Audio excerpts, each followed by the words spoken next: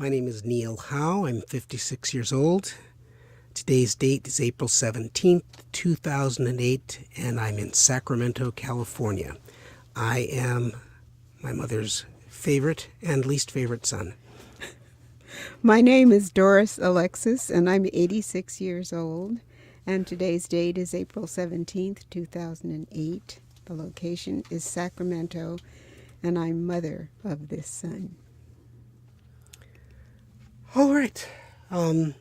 There's two things that strike me about this conversation we're going to have. One is how much you don't ask your parents, even when you're around them a lot, until you start thinking about things you want to know. And the other one is about the, extraordinary professional explosion that happened in your life when I went away to school. But let's start with your early years. Now,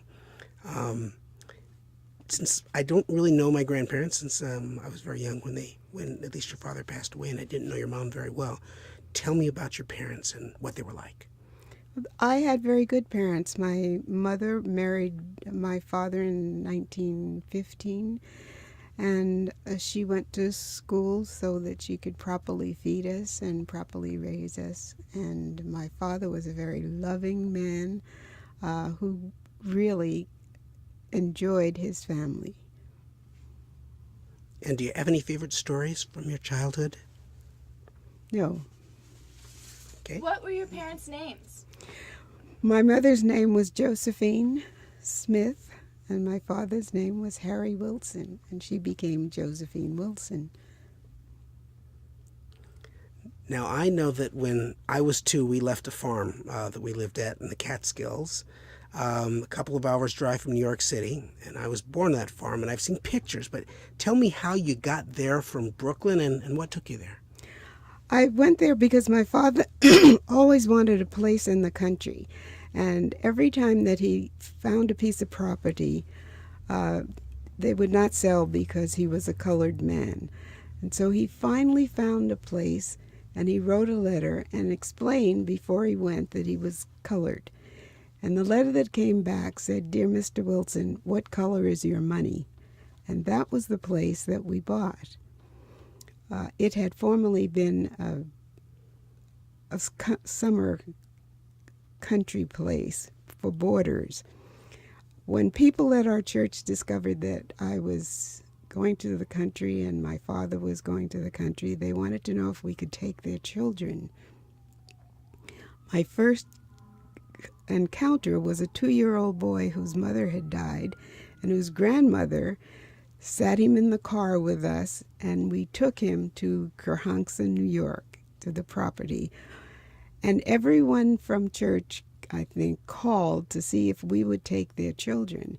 And because there were no camps for colored children, we decided to open a camp. That was in April, and in June we opened camp with 250 kids. Luckily, a friend of mine who was a student at Hunter College called me. She had had a nervous breakdown. She said, "Doris, I understand what you're doing. If you will let me be your physical education director, I will do it for nothing and I will bring a staff, but I need a letter for you."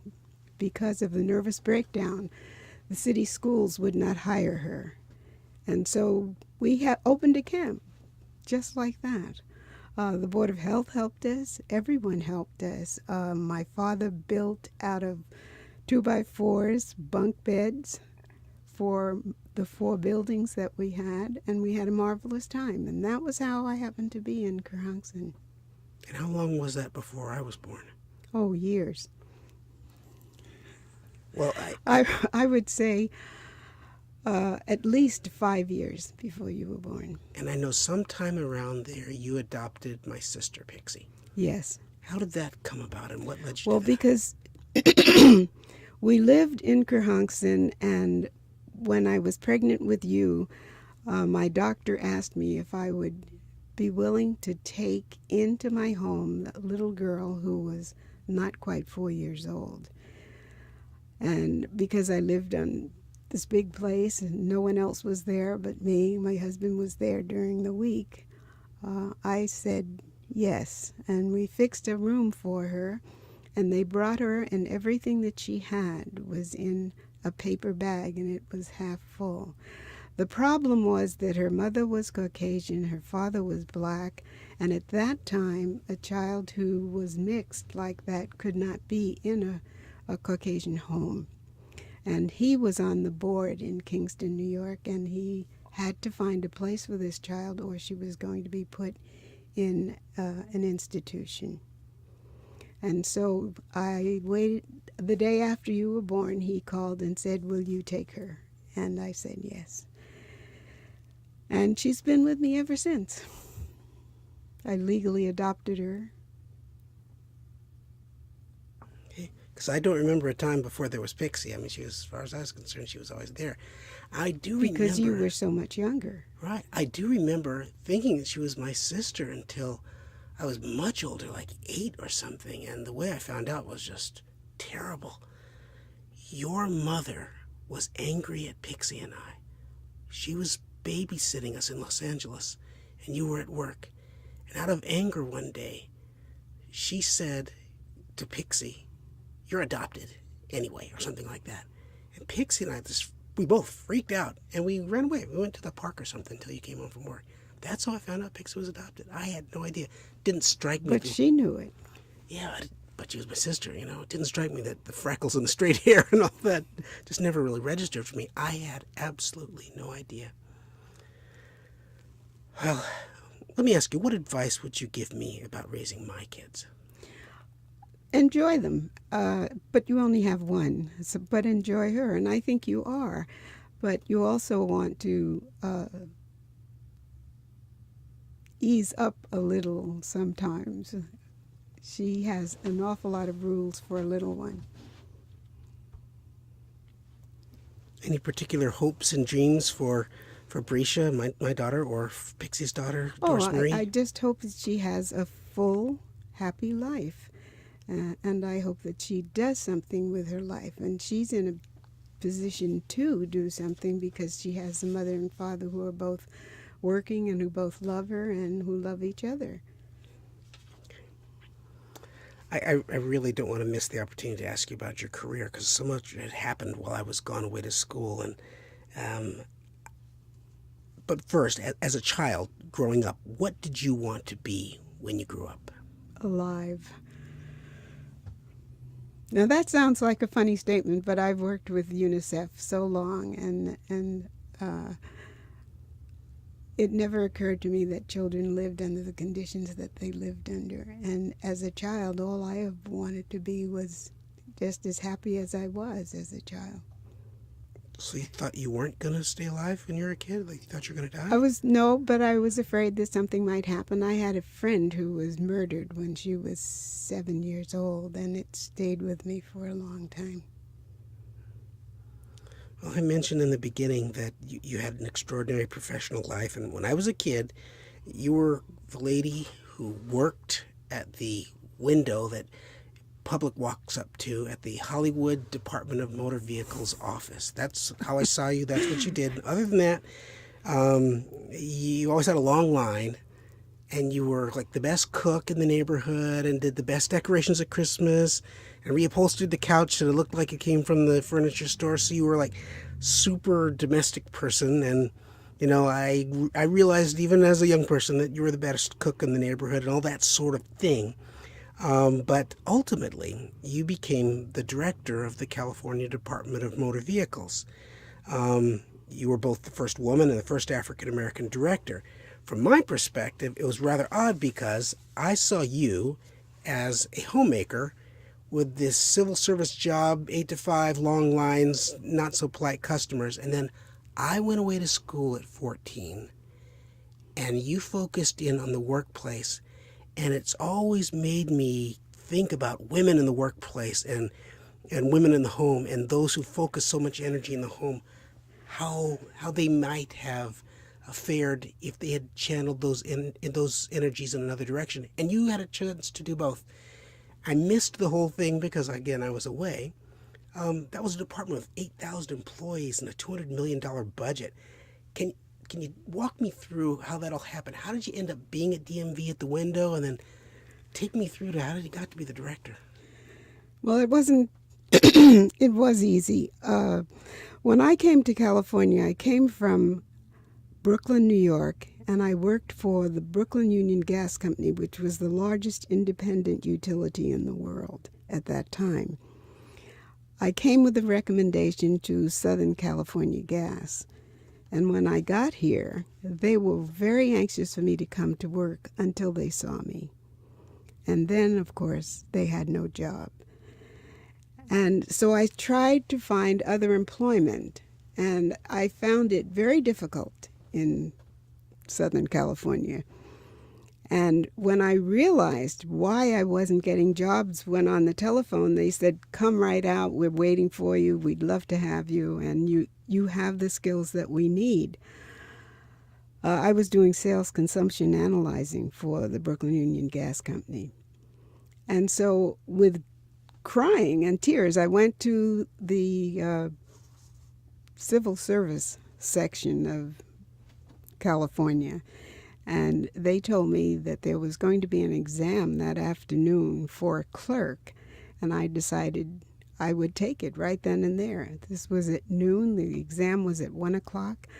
I took the exam and did extremely well on it, and when they saw how well I did on the exam, they said, "We have an interview process that you can do in about an hour." And I did the interview and went to work the next day as a temporary clerk for the Department of Motor Vehicles. That was in 1953. And it didn't take me very long to start getting promotions. But one of the things that I did, we had a manual that was about 2.5 inches thick that had no index. We used to have more time at DMV.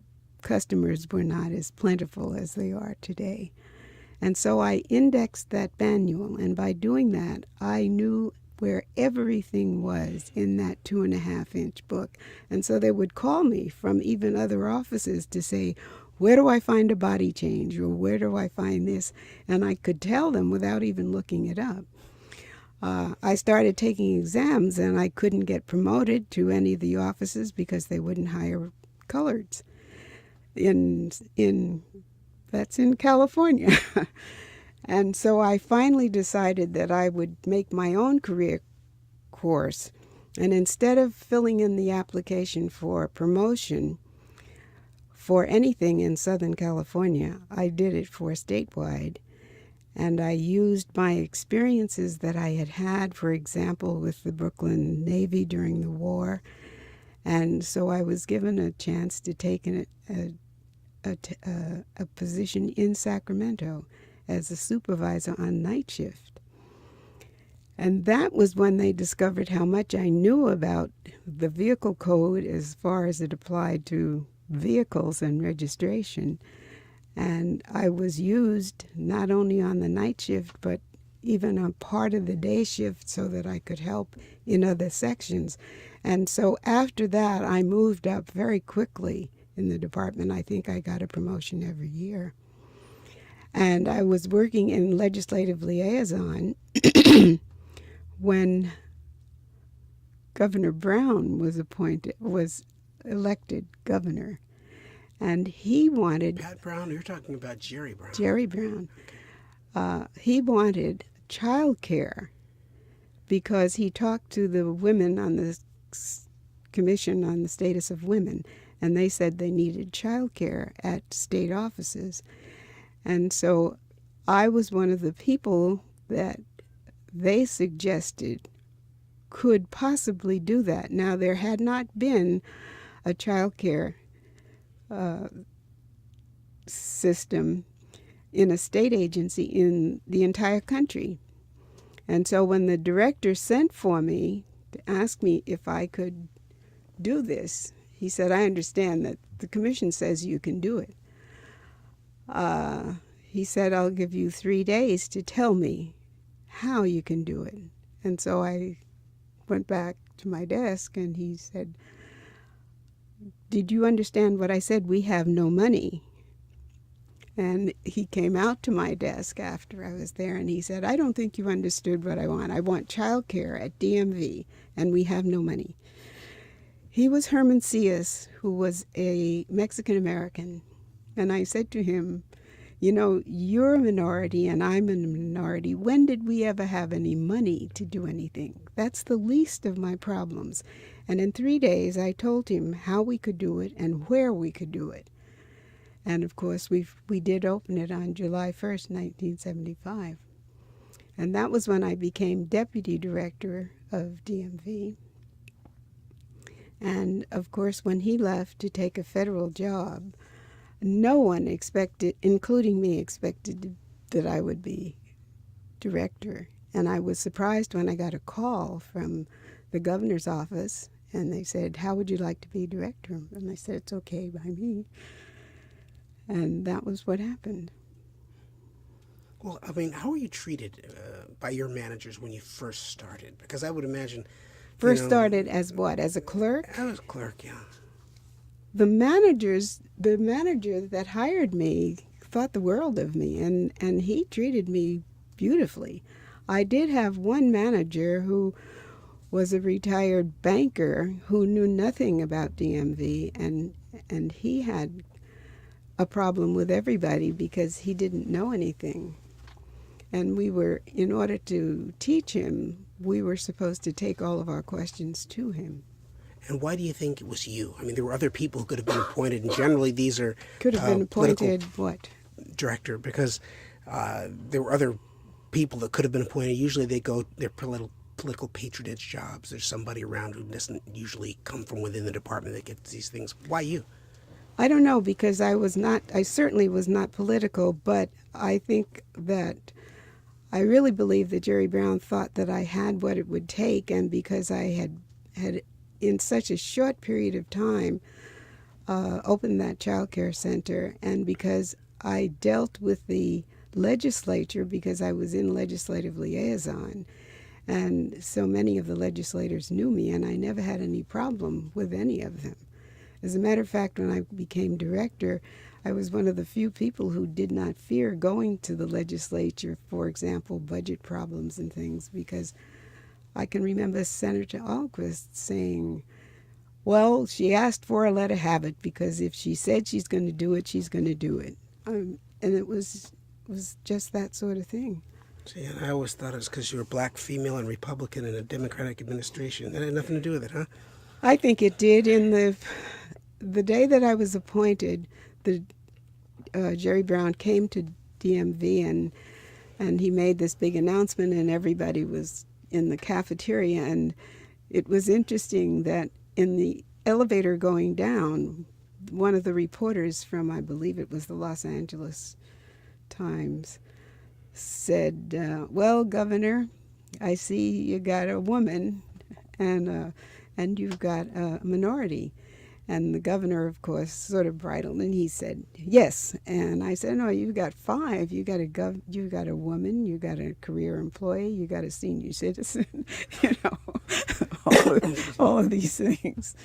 Okay. Well, what lessons and you retired from the Department of Motor Vehicles? Yes, right? I did. What lessons has your work, your experience in the workplace taught you about life?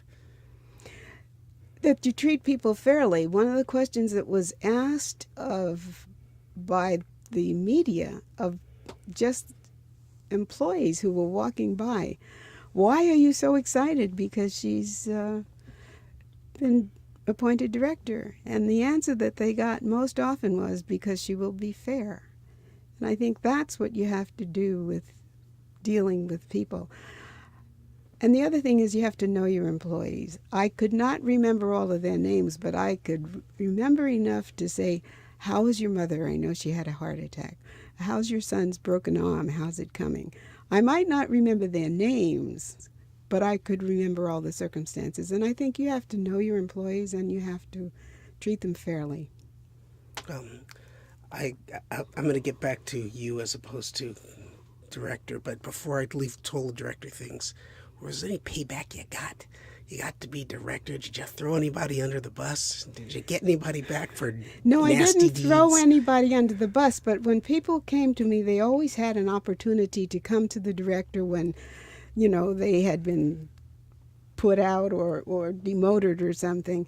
They had that last step that they could come to, and it was very good to be able to say, okay, you're telling me you didn't do this, or you did it, but you need them not to remove you from your position or downgrade you. And it was very easy to say, remember me, I worked with you when I was a clerk in the Hollywood office, and you were doing that at that time. So if they didn't get you at that time, they're getting you now. It was fun. Okay, no more Madam Director, okay? How has your life been different than what you'd imagined, aside from being the director? Well, I never expected to come to California. I had thought I would be in New York or Brooklyn, in the state of New York someplace all my life. And what would you have done? What did you envision yourself doing if you'd stayed in New York? I probably would have finished Hunter College and gotten a degree. In what?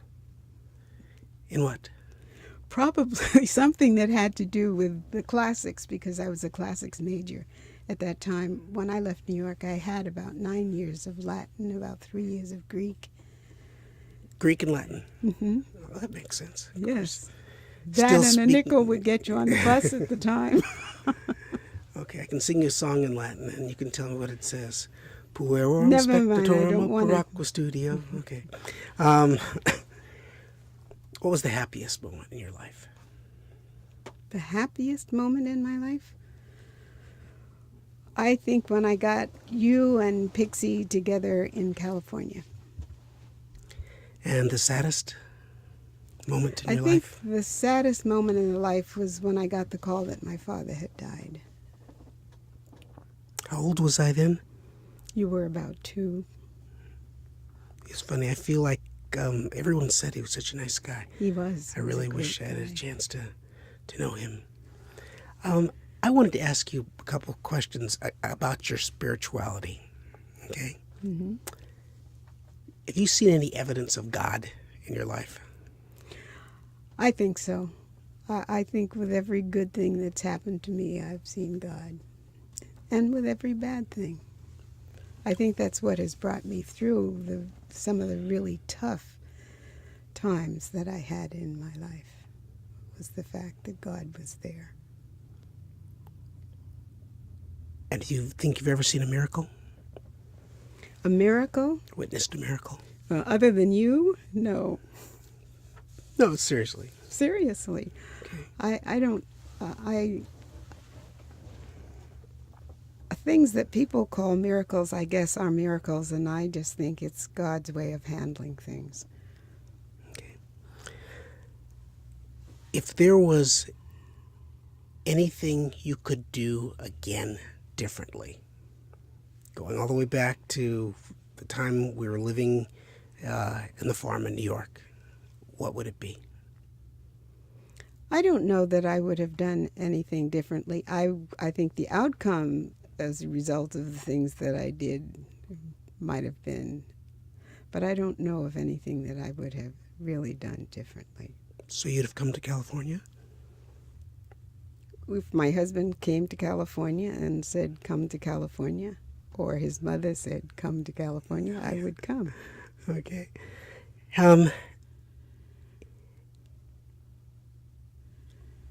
In terms of giving people, since you've adopted somebody and you know how that works, what advice would you give people about adoptions? Just to make sure that they know what they're doing and realize the consequences. But I mean, what can you know about a child, that's not fully developed yet?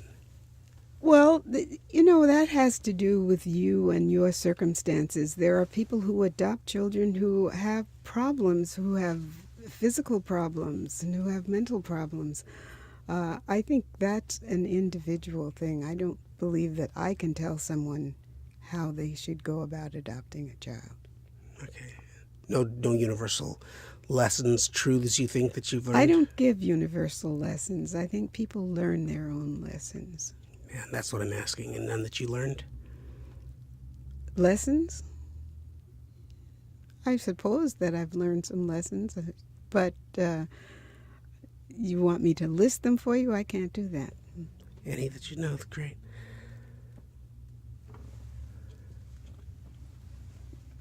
I'm sorry. Any lessons, any universal lessons you think you've learned about adoption?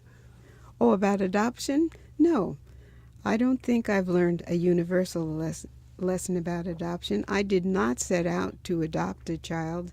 Once the child was there, you fall in love with the child falls in love with you, and it's just a normal reaction. Well, I'm glad you did, because my sister was a very cool thing to have. I would not have wanted to be an only child. So I'm glad you did anyway. Can I ask you, if we have a minute, I'd just like to go back to a portion of the life that we skipped over that I really don't think about much, except for sitting here, and that is World War II. How old were you when World War II started? I don't know, about 18, I guess. Okay, so what did you do during the war? What was your... I worked at the Brooklyn Navy Yard. I took an exam, and I think I came out number 2 on the New York State test, and I was put into a position at the Brooklyn Navy Yard. And that turned out to really be an experience that I will never forget. I wound up in the optical section. That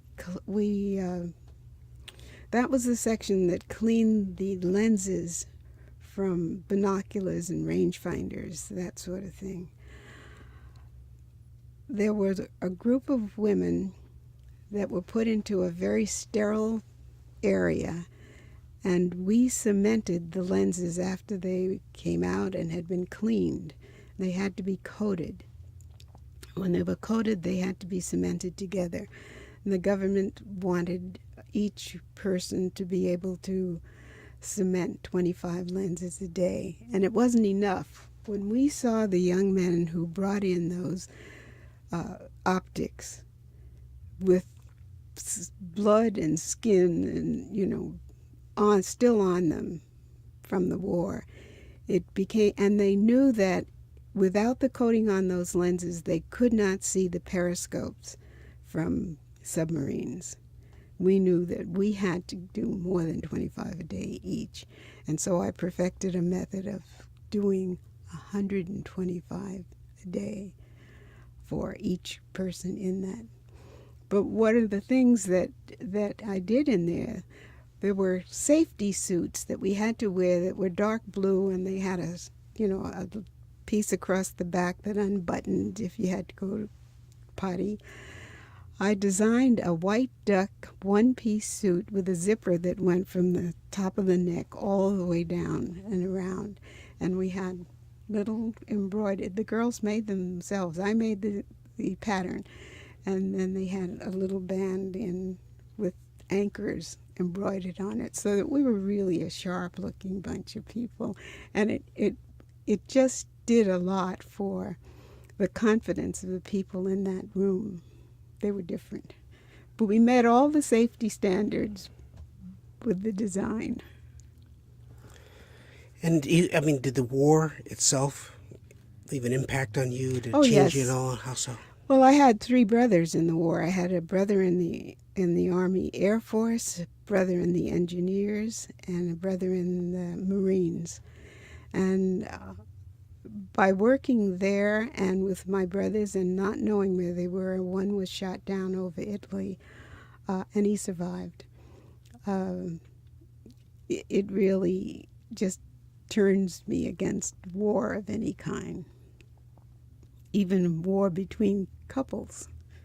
I don't remember you giving me any input on Vietnam. I kind of had input from my peers, but did you have some strong feelings about me going to Vietnam? Yes. I didn't want you to go to Vietnam, but I also didn't want you to go to Canada, and I was very pleased when the war ended so that you were not called, because you had said you were not going. I had a lousy draft number 2. I was not in good shape. If I had dropped out of school, I would have had to do something. I prayed an awful lot then. Okay. Well, let me turn the tables and give you a chance to ask me anything that you'd want, that you can think of. Oh, I don't know of anything that I wanted to ask you other than I was very pleased when that war ended and you did not have to go. How am I doing as a son?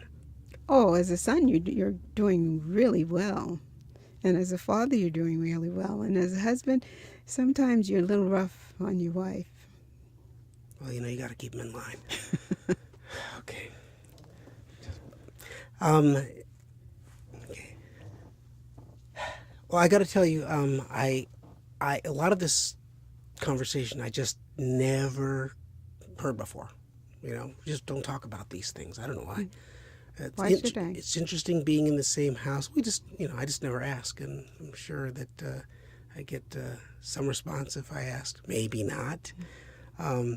But I guess the only thing that I would want to ask that I wouldn't normally, because we're outside of the normal day-to-day right now. We all live in the same house. My daughter, my 12-year-old daughter, your granddaughter, my wife, and you and I.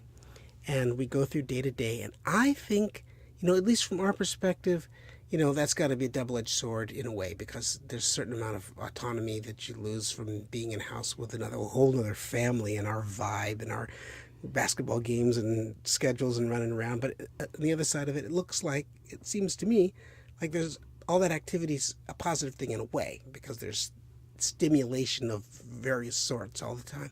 What's that like for you, living with another family, living with me, my family? Well, it's been a pleasure, particularly because Brescia is there. I have a granddaughter right there with me, and she's been there since she was 2. And I really enjoy that. And I enjoy her. I enjoy you too, even when you're arguing. We don't argue. Oh, don't you? No, she's just wrong a lot, and I'm helping her with that. I know. She's a wonderful person, though. My daughter-in-law is a really wonderful person. Yeah, she is. She's a little saint-like. That halo gets in the way sometimes, but... Oh, no, she's got a temper, and she has you to deal with, and you're not easy to deal with. That's only because, I'm your son. That's really it for me. Nothing else from you, huh?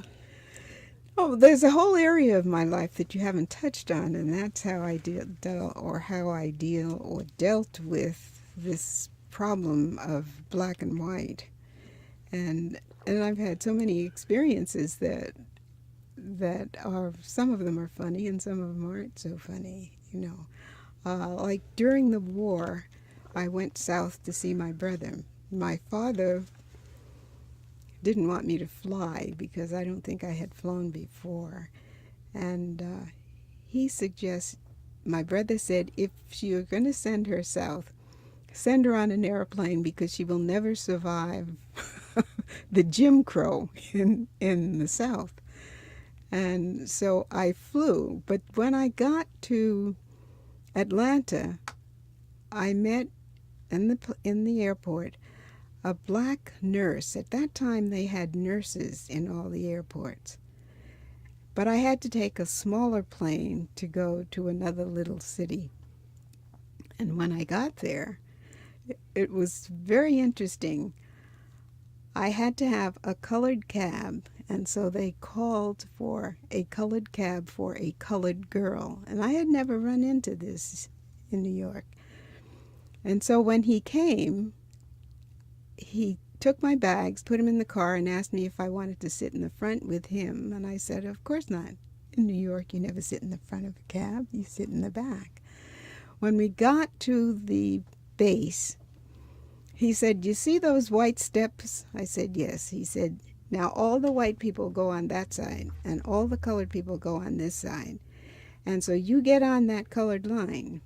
And I thought, at 18, I'm not getting on any colored line on the base. And so I went right straight up the front steps, right the middle. And when I walked in, I walked to the desk, and the young man who was behind the desk looked at me as if to say, now lady, you're going to have to get online. And I said, I have a reservation. And he said, oh, and he looked at it and he said, oh, Doris. And I said, Miss Wilson, see, at 18, you're not afraid of anything. And he said, oh, just a minute. And he got someone to take me to the guest house because I had a reservation in the guest house. And that was the first time that I had ever run into seeing signs that said, at the drinking fountain, colored only. You know, at the restrooms, colored only. And it really disturbed me. And so when I got on the bus and was told that, you know, I should sit in the back, I said to the bus driver, because there was no one on the bus with me, as long as you're on this Army base, U.S. Army base, I will sit any place I want to. And when I get into your city, that's different. But as long as I'm riding on this Army base, and that was, you know, that was just me when I was 18. I did not understand why this had to be like that. And, you know, it was a different world. Do you, how, obviously things have changed a lot, but do you see places today where there needs to be more change in terms of race issues? Oh, probably, yes. And not just in the South, I think all over.